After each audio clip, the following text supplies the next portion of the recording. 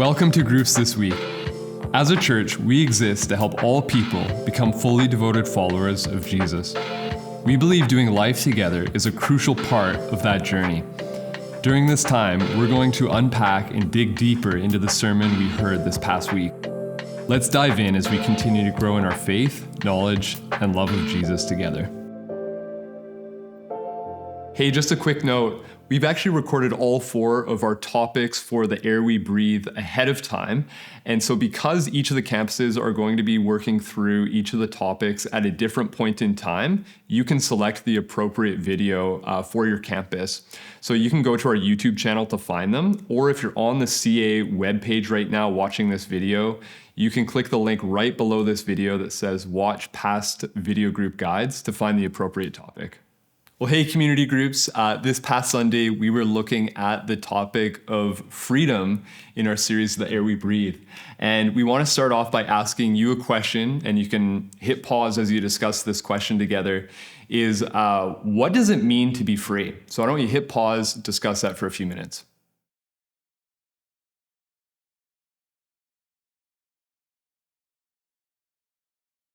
All right, well, David, what do you think freedom looks like? Who knows? Yeah, no idea. Well, I do think there is a misconception about the meaning of freedom in our world today. It's interesting because it is a word that we throw around a lot.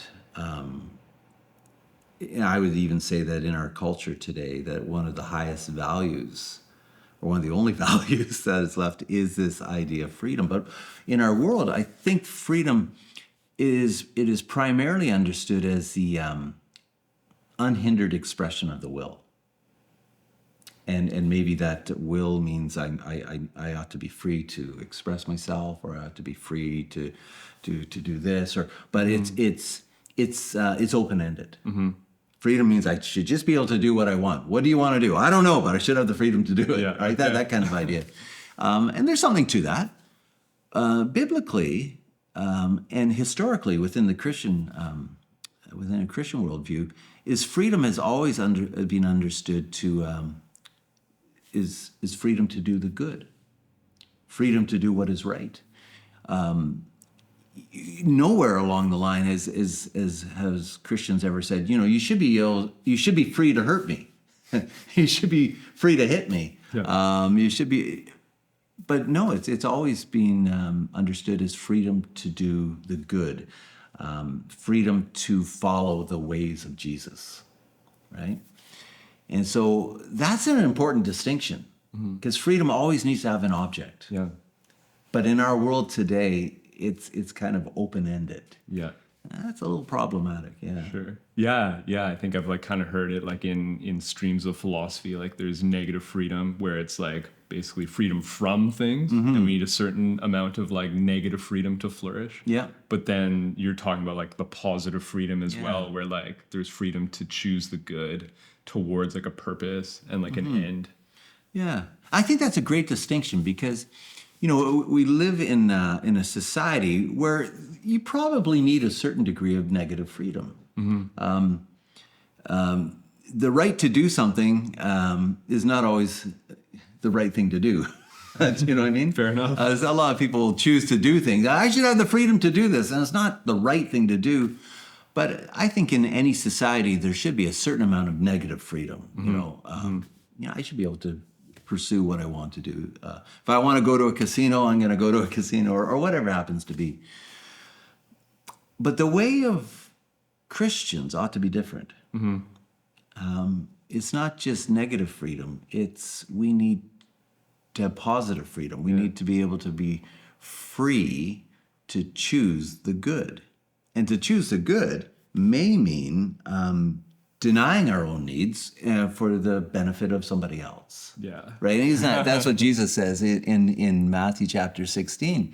He says, if anyone would come after me, let him deny himself, take up his cross, and follow me. For whoever would save his life will lose it.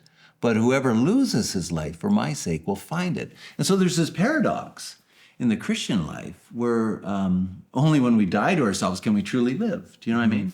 Only when we align our lives to the will of Jesus can we be truly free.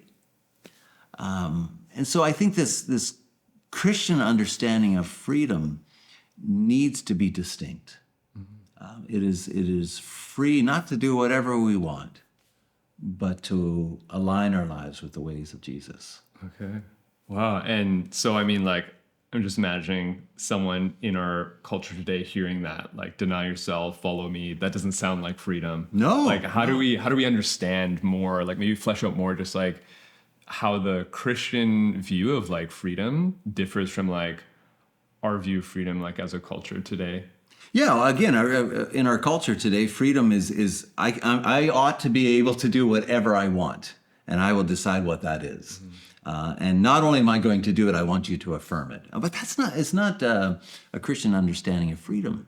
Christian understanding of freedom is denying ourselves and aligning our life with Jesus, trusting that he is the truth, the life, and the way, trusting that when we walk in his way, our lives will flourish, and not just our lives, but the lives of others around us will also flourish, because we're walking in accordance to the one who says, I am life. We're walking towards and walking in a way that lifts up Jesus, who is the author of life. Yeah. And so when we do this, by default, everyone around us benefits from that. Yeah. Yeah, I can see how, like, man, all of these topics are connected, right? Like, this takes humility, like acknowledging that Jesus or like God has a better vision of reality than we do. And so like trusting that like the one who actually created us is the one who can offer us full life and like offers us what true freedom looks like. But we have to trust that and follow him. Very good. Yeah, absolutely. It's all connected. Yeah. Totally. And yeah, no, so interesting. You know, I think like I've heard as well, just that like our culture just seems to be like drowning in freedoms, but like starving and just thirsting for like meaning and purpose. Yeah. And that like we actually have to like sacrifice like some of our freedoms to gain long lasting relationships and to experience like purpose that's fulfilling. Yeah. No, let me just jump on that, because the idea of having freedom without the sense of the good, well, what does that look like? It's like chaos, right? It is chaos. It's everybody bumping into each other, which actually opens up the door for a government coming down pretty hard too. But you can't exercise freedom without an idea of the good. I don't think you can. Okay. Yeah. So with that in mind, then, David, like, how do we, as followers of Jesus, how do we support freedom? Yeah. Well, I think as much as we can, we model this Christian vision of freedom in our lives.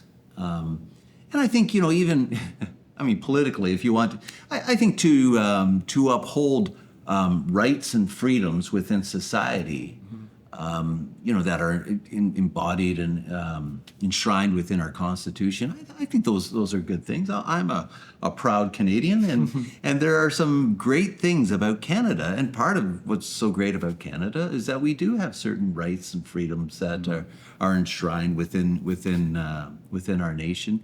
And I think these are things that we should not take for granted. These are things that, you know, a lot of blood was spilled in order to support, you know, during the World Wars. And so, yeah, I think it is something that we need to learn about and to uphold. That's what it means to live in a free society. Wow. Well, now I'm seeing how this is all tied to equality too. There you go. It's all connected. Yeah. Yeah, it's true. Yeah.